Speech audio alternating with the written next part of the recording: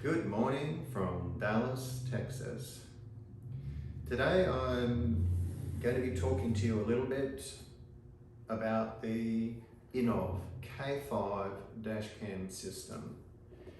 And it's not so much that I'm going to be talking about the system and what you get and what I think of this unit, because there's some really good reviews on YouTube or the internet about this already. Some guys have really tested this out and it's been reviewed extensively. So if you need to know or you're thinking about a dash cam system, I would highly recommend this. I find the video quality to be really good, really good. And I like the fact that when I drive out the gate, this thing switches on automatically until the time I get home. So everything I do has got recording front and rear. It has an accident sensor which parks files to a certain folder so it can't be overwritten. There's a few really nice aspects to this system aside from the quality itself. But you'll see that in reviews from other people. And so I'm not really going to spend time on that. Today I'm going to be talking about what the installation process of this. And for me, I found that to be quite challenging. The Spyder, whenever you do something to a Spyder, whether you're wiring in new lights or auxiliary lights or this or that, or adding components, and there's some really good components that you can add to your bike, you're always challenged with where do you put things? Where's a good place? Where do I stick it so I don't have to drill holes in my bike or something? So therein lies the challenge. I found fitting the K5 probably the most challenging thing add-on that I've fitted to my bike thus far. There are 5 different components, and you mount those components in different positions around your bike, and then you cable them all back to that lead camera, which it's a control unit for the whole system. So it's a 4K camera, and apparently they had to do it that way, but it has a pigtail of cables or leads that come out of it. So there's 5 separate leads that come out of the back of the camera. And you have these connection points where the cables from the different components link up to it. It is a struggle to do that and keep it neat and to find a place where you can hide bulk cables. So anyway, with no further ado, I'm going to start showing you what I did in the hope that you can get some ideas for yourself if you want to take on this challenge yourself. So I strongly recommend the unit, but I also say that it is challenging to find a place for it, and you're going to have to work a little bit on that aspect of it if you do this fit yourself. Now the first major thing that is difficult is where to put the camera itself, the front camera. It is the brains of the outfit, and those cables coming off it are quite difficult to do something with. It's a pigtail of cables that might be this long, and there's each cable that goes to a separate component is a different length. So that's the joining point where those cables come in, and then you actually join it all up. So the challenge is, firstly, where do I put that lead camera? Now the lead camera itself, it's a 4K camera. It raises some challenges in that you think to yourself, where am I going to put this thing and how am I going to protect it? Now one of the things I noticed on the videos of different guys that had fitted it to motorbikes was on two reviews, they said that, when you mount it to the front of your bike, you pick up a lot of road grime. And that's okay, we don't worry about that. It's just every time we stop, like, we get a little squirt bottle and we clean that lens and away we go again. And I thought about that, and that doesn't really appeal to me.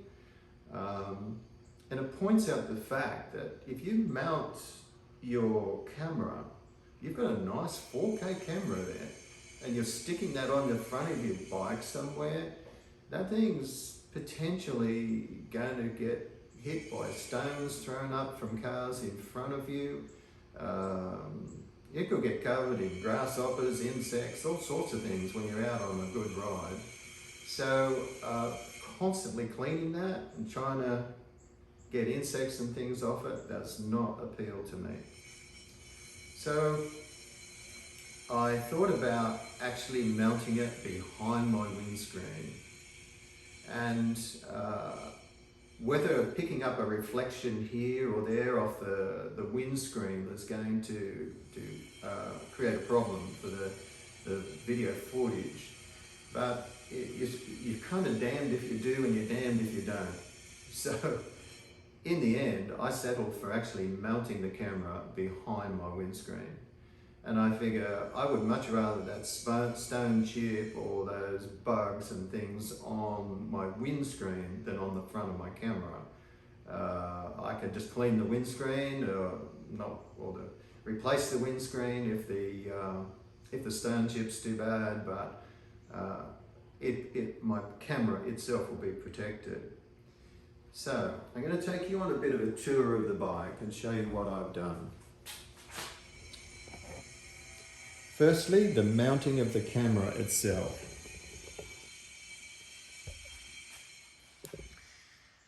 I chose this position here. This is a mounting bracket that you can get from most Spyder suppliers.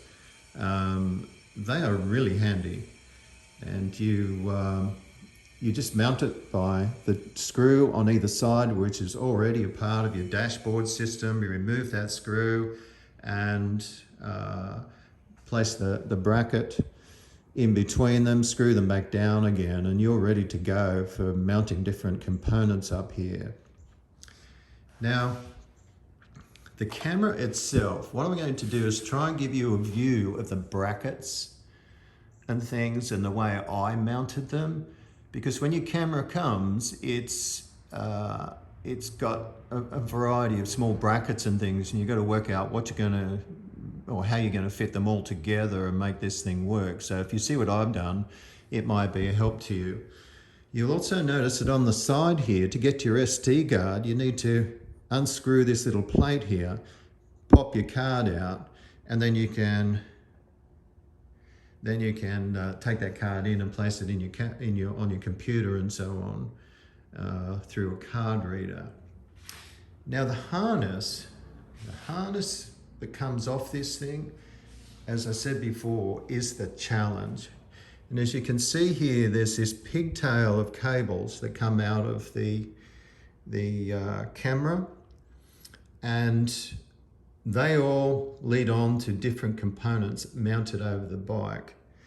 Now, one of those is the GPS module, which I chose to place up the front here. It's discreet, it's out of the way, it's pointing at the sky, and I was happy with that as a mounting position. So I did that with a heavy duty Velcro and just mounted it to this mounting plate that I have there. The cabling, like I say, it is a challenge. But when I've put my windscreen back on there, it'll come over the face here, and it'll give me some nice protection for that camera. Now, to do this, to get access to this, I've had to remove this cover. Just firstly to see what was underneath, if I was going to run cables through there, and just to make sure that everything was safe, and then where I was going to actually channel the cables. So the GPS module I've mounted here, front camera there, side of the camera pointing out so that when the windscreen's over it, I can still get access to that SD card. The power supply, there is a power module that hooks into your power system, and then that feeds to the camera. So I've brought that cable down through here, down through the front there of the bike. There's a nice little channel there. I've mounted the module in here. It's a little hard to see down the back. And then the cables that feed to that, I've taken off this auxiliary power board that I've fitted. There's a cover that goes over the top of that. I haven't refitted that as yet. I've just finished wiring all this in. So it's a little tricky, and you'll find that on a standard RT, you don't have this power board. I would highly recommend getting one. It saves running so many extra cables down to your battery. So you just run a positive and negative off your battery up here to this solenoid here. And then from there you feed out to your power board. That keeps your power to all these nice little accessories. Sorry, that's a relay, not a solenoid. It keeps your power supply to all of the accessories that you want to mount on your bike separate to the electrical system that is a standard system that runs through your bike and your computer and so on. So I didn't want any accessories that I fitted to the bike to affect the control system of the bike itself. And I know that all the lights are different things that I've hooked up to this. If something goes out or I blow a fuse here, it's only an accessory item, and the main electrical system of the bike is still separate to that and in good order. So that just feeds directly off the battery. So the next thing that we have to contend with is the rear camera. So I took the panels off the side of my bike here. I'm going to put a light on there to make this a little bit easier to see. I fed the cables down through here and then down along the side of the bike. There's already a harness there. You just follow that harness, thread it up through the back here. And when you get to the back of your bike, you've got to find a mounting position for that camera. And this is where it gets interesting again, but nowhere near as difficult as the front. So down the back down here, this section of paneling drops off really easily.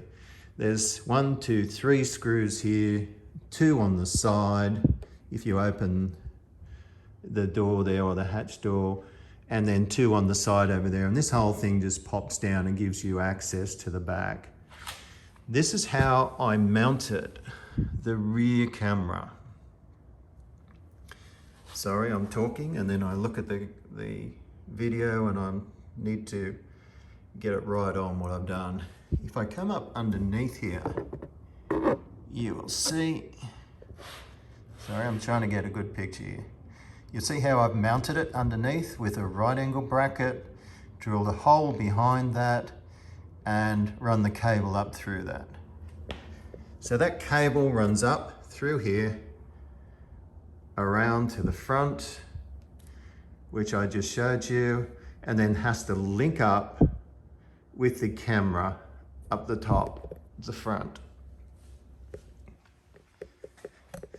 So that's another component down. Then if I come down to, there's also a microphone. Now the microphone is supposed to be for vlogging, and I don't really vlog from my bike, but it's a nice thought. But I didn't want the cable sort of floating around here and there, just, 6 foot long cable, just flapping around the place and getting in the way. I wanted a nice neat finish. So for me, I just ran the cable down through here again, down along the side, and I pinned the microphone down the back here. As you can see there, you can just see this little fluffy thing here. That's the microphone. Now, the reason I put it down there was just to get a bit of exhaust note into, or engine noise into the video footage, and you can turn that volume up and down. I didn't want it up around the front because the engine on this bike is it's a real rice burner. It's just, the noise is clackety clack, clackety clack, clackety clack. That's the way it comes across on a video, and it sounds terrible. Where I've got the Akrapovic exhaust muffler on here, the slip-on muffler, so it's got a really nice deep resonant sound. So I've mounted that microphone down the back there, and we'll see how that goes. Now, the last thing that you have to concern yourself with is this switch that you have. And again, I've run the cable from that harness down through here, up underneath the dashboard, and brought it up and mounted this last module here between my switches. It fits in beautifully. When you switch that on, everything comes to life on this unit. Now, this tells you what that camera is doing. And you'll notice that when you switch it on, there's a video camera there, and the light on the video camera tells you whether it is actually doing video. On the left-hand side, you've got your Wi-Fi connection, and then you've got your GPS that tells you that you've picked up your satellites and that you've got an active connection there for your GPS system. So whenever they're flashing like that, that means they haven't connected as yet. The Wi-Fi system, don't be confused with that. It doesn't, if I've got this correctly, it doesn't link to your house Wi-Fi, it links directly to your phone. So when you switch your bike on, if you go to settings on your phone and go to your Wi-Fi, you'll see the Innovv come up, and you just tap Innovv and suddenly this stops flashing, and these two, your hard drive and that start linking together. And that's why when you download the Innovv app, you can start talking to this control system in the camera from the app itself to do all of your settings.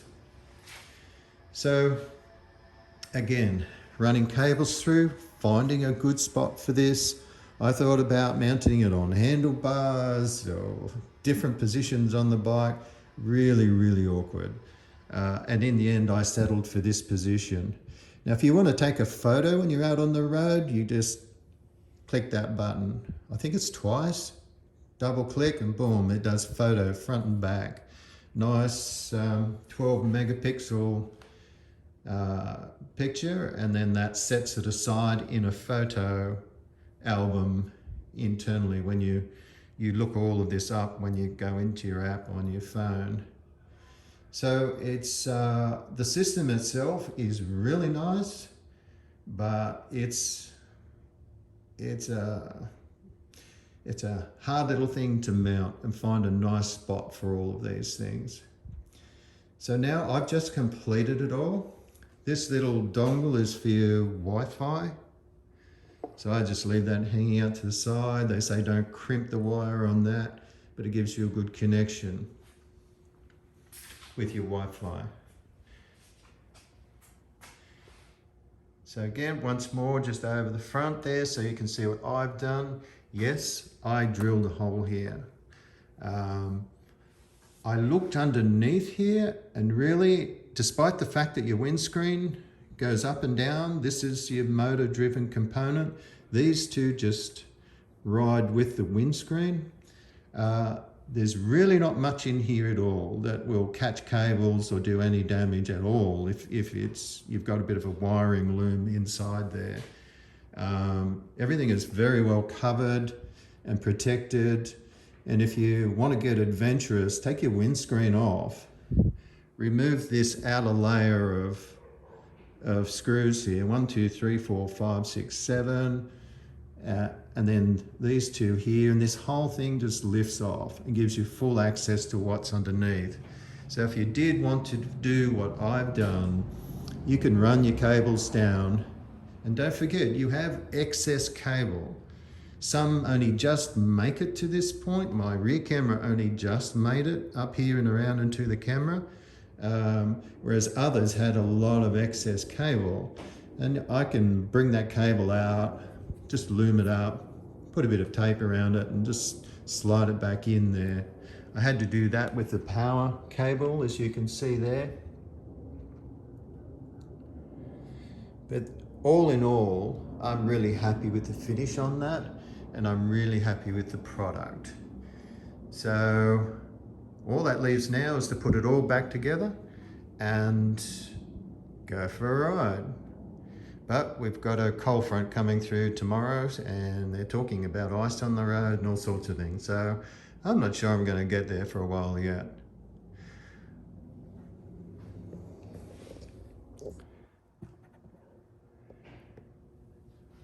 Okay, so I would highly recommend this system. It is not cheap. I think mine was $450. I'd have to go back and check. But for a 4K camera system that's got some really nice control aspects to it, it's very nicely made. It's a great add-on to your bike. And I think safety-wise, or if you have an accident or something, it's the first thing you're going to be looking for. And I'm sure many of you have thought this before I came along, and probably a lot of you already have these on your bike. Also for nice video footage when you're running along, people are they're using various cameras on helmets and so on, but I like the stability of something that's following the road. I find that when guys are putting cameras on their helmets and vlogging and so on, they're always turning their head like this, and you just about get seasick watching what's going on after a while, instead of being able to enjoy the video. So I'm hoping this will be different to that. So all going well, I may post some video footage on the net. Depends if I get a few likes on this video, or everybody's switched off and gone to sleep by this point. If they have, I won't bother. But we'll see. If there's a few likes on it, I hope I've helped anyone that's thinking of this system and mounting it to their Spyder. It's a challenge, but it's certainly doable. And for some of you guys, it won't be a challenge at all, but for others, they might find it a bit harder. All right, have a great day, enjoy your riding, and I'll talk to you soon.